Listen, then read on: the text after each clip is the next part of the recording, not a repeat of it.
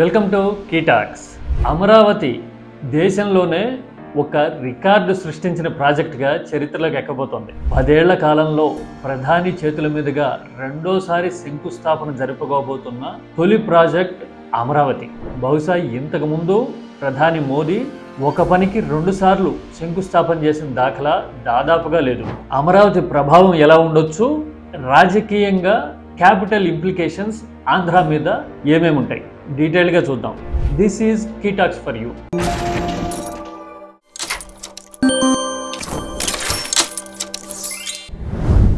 October 22, 2015 గతంలో అమరావతికి మోదీ శంకుస్థాపన చేసిన తేదీ. దాదాపు 10 ఏళ్ల తర్వాత మళ్ళీ తిరిగి తిరగలి ఎక్కడికే వచ్చినట్టుగా అమరావతి మళ్ళీ శంకుస్థాపన దగ్గరికే వచ్చింది. పనుల పునఃప్రారంభోత్సవం అని చెప్తున్నా ఇంచుమించుగా ఏ పనులకైతే గతంలో శంకుస్థాపన చేశారో వాటితో పాటు కొన్ని యాడ్ అయి ఉండొచ్చు. మళ్ళీ ఇది ఒక రకంగా భూమి పూజ కార్యక్రమమే జరగబోతోంది. మామూలుగా అయితే ఎంత భారీ కన్స్ట్రక్షన్ అయినా సరే పూర్తి చేసి ప్రారంభోత్సవం జరుపుకోవడానికి 10 ఏళ్లు చాలా ఎక్కువ టైం అనే చెప్పాలి. కానీ అమరావతి విషయంలో మాత్రం అలా జరగల.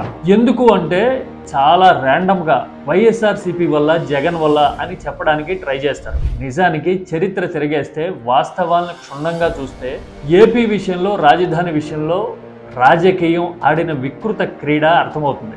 ఒక్కసారి విభజన నాటి రోజులకు వెళ్దాం.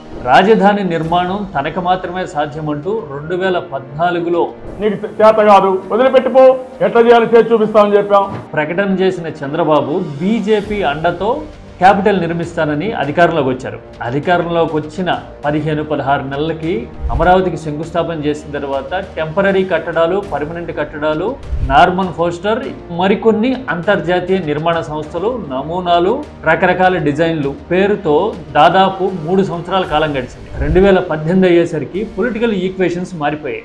బీజేపీ మీద చంద్రబాబు యుద్ధం చేయడము, అమరావతి ఎక్కడిదక్కడ ఆగిపోవడం అనేది ఏపీ కళ్ళ ముందు నడిచిన చరిత్ర. 2019 ఎన్నికల్లో అమరావతి జగన్ ఎజెండా కానే కాదు.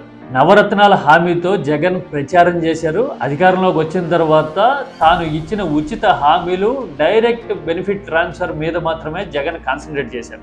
మళ్ళీ 2024లో జగన్ ఓటమి తర్వాత ఇప్పుడు మళ్ళీ మొదటికొచ్చింది. తీరా చూస్తే ఇలాంటి రాజకీయ క్రీడ వల్ల నిజానికి అటు వైసీపీకి కానీ ఇటు టీడీపీకి కానీ నేరుగా వచ్చిన నష్టమేం లేదు.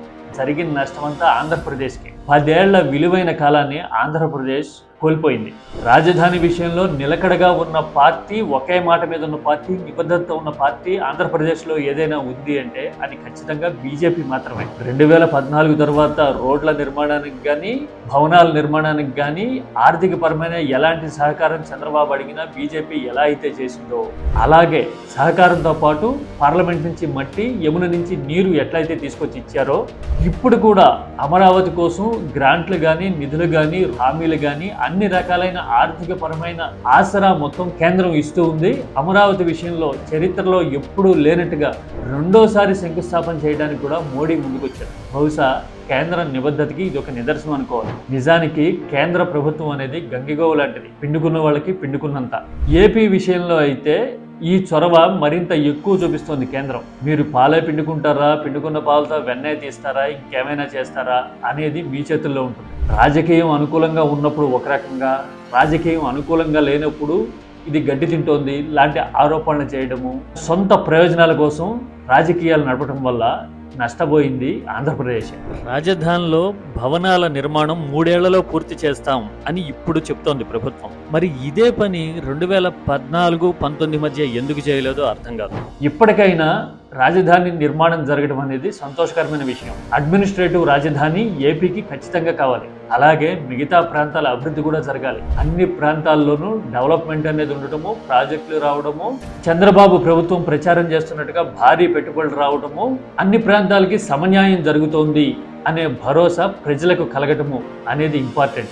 ఎందుకు అంటే 1,00,000 కోట్లతో అమరావతిలో పనులు ప్రారంభిస్తున్నాము, త్వరలో మరో 1,00,000 కోట్ల ప్రాజెక్టులు అమరావతికి పెట్టుబడులుగా వస్తాయి అని చంద్రబాబు చెబుతున్న సమయంలో రాజధాని ఎంత ముఖ్యమో అలాగే మిగతా ప్రాంతాల అభివృద్ధి కూడా అంతే ముఖ్యము అనేది ప్రజల అభిప్రాయం. కీ టాక్స్ నమ్మకం. నా అభిప్రాయంతో మీరు కూడా ఏకీభవిస్తారా? This is key talks for you.